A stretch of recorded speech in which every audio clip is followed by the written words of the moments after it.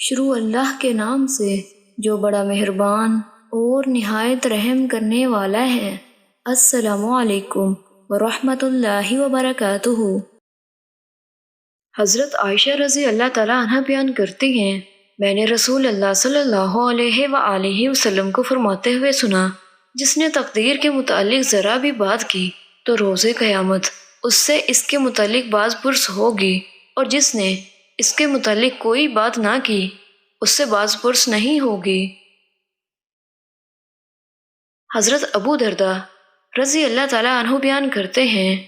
رسول اللہ صلی اللہ علیہ وآلہ وسلم نے فرمایا، بے شک اللہ عز و جل ہر بندے کی تخلیق سے متعلق اس کی 5 چیزوں، اس کی عمر، اس کے عمل، اس کے مرنے اور دفن ہونے کی جگہ، اس کے نقوش اور اس کے رزق سے فارغ ہو چکا۔ حضرت ابن عمر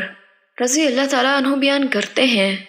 رسول اللہ صلی اللہ علیہ وآلہ وسلم نے فرمایا، قدریہ اس امت کے مجوسی ہیں،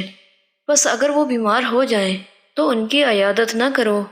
اور اگر وہ فوت ہو جائیں تو ان کے جنازے میں نہ جاؤ۔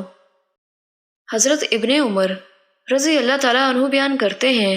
میں نے رسول اللہ صلی اللہ علیہ وآلہ وسلم کو فرماتے ہوئے سنا، میری امت میں زمین میں دھنس جانا اور صورتیں بدل جانا ہوگا، اور یہ حال تقدیر کو جھٹلانے والوں میں ہوگا۔ پیارے ساتھیوں، اللہ تعالیٰ ہمیں ان احکامات نبوی پر عمل پیرا ہونے کی توفیق عطا فرمائے، آمین۔